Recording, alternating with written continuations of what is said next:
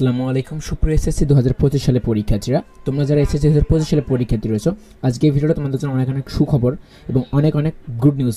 ঠিক আছে, সো কেননা দেখো, তোমরা যারা পরীক্ষার্থী রয়েছো, যারা এমসিকিউতে ফেল করছো, আমাদেরকে ভাই ইনবক্স এবং কমেন্টে এতটাই কমেন্টগুলো আসতেছে হিসাব ছাড়া, যার তোমাকে বলে বোঝাতে পারবো না। আমি আমার ফেসবুকের যে পেজ বা ফেসবুকের যে আইটি, এখান থেকে আমি ডিরেক্ট দেখতেছি বিষয়টা।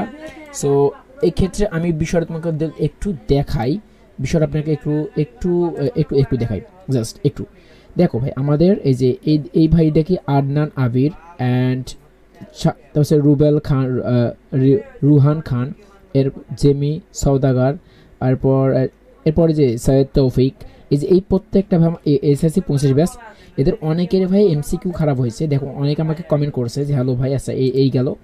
দেন আমি তোমাকে একটু যদি বিষয়টা দেখাই, জাস্ট একটু সিম্পল ওয়েট করো। আমি যদি এই ভাইয়ের কথা আমাকে রুহান কবে, দেখো এ কিন্তু দেখো এই এমসিকিউতে অনেক বলছে যে ভাই এমসিকিউতে আমার অন্যের দেখে তো ভাই বলছেন পাস হবে। তো আমাকে অনেকে এই কমেন্টগুলো করছে যে ভাই আমার এমসিকিউ 60টা হয়েছে, কিন্তু আমি সিকিউতে 35-36 পাবো ফিজিক্সে। তাহলে দেখো, সে কিন্তু ভাই এমসিকিউ তার 60টা হয়েছে, এমসিকিউ 37 পাবে, তাহলে সে পাস করবে কিনা এরকম আমাকে প্রশ্ন করছে। সো ডেফিনেটলি ভাই সে কিন্তু পাস করবে, অবশ্যই সে পাস করবে। কেন ভাই? তাহলে এখন সে কিন্তু ভাই বলবে যে ভাই আমি তো এমসিকিউতে ভাই 60টা পাইছি, আমাদের 8টা পাইলে তো পাস, আমি ডেফিনেটলি এখানে পাস করবো নাকি ফেল করবো? সো অফকোর্স তুমি ভাই ফেল করবা না, তুমি পাস করবা। কেন এটা কেন?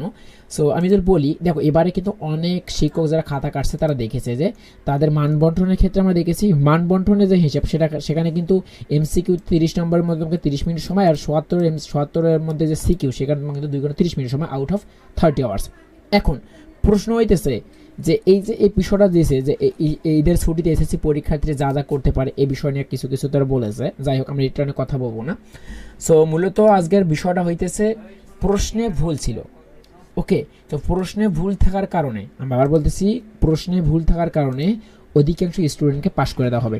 তো আমরা দেখেছি যে যাদের ভুল প্রশ্নগুলো ছিল, এমসিকিউ অনেকে ভুল ছিল, আমি দেখেছি যে এমসিকিউ অনেক বড় এমসিকিউ ভুল, তো তারা কি করবে?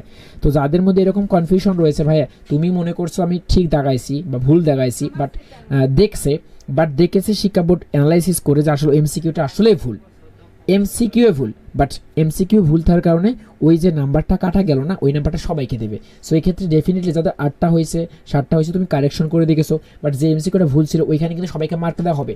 সো ওইখানে যেহেতু ভাই সবাইকে মার্কটা দেওয়া হবে, আর ওইখানে মার্কটা দেওয়ার কারণে সবাই কিন্তু পাস হয়ে যাবে। ওকে, প্রত্যেকটা বোর্ডে 1-2টা আমরা এরকম দেখেছি ভুল বের হয়েছে। সো এক্ষেত্রে ডেফিনেটলি সবাইকে পাস করে দেওয়া হবে, এখানে কোনো ধরনের চিন্তা বা প্যারানোর কোনো প্রয়োজন আসে না, আমি যেটা মনে করি। সো এক্ষেত্রে তুমি চিল মোডে থাকতে পারো, কোনো প্রবলেম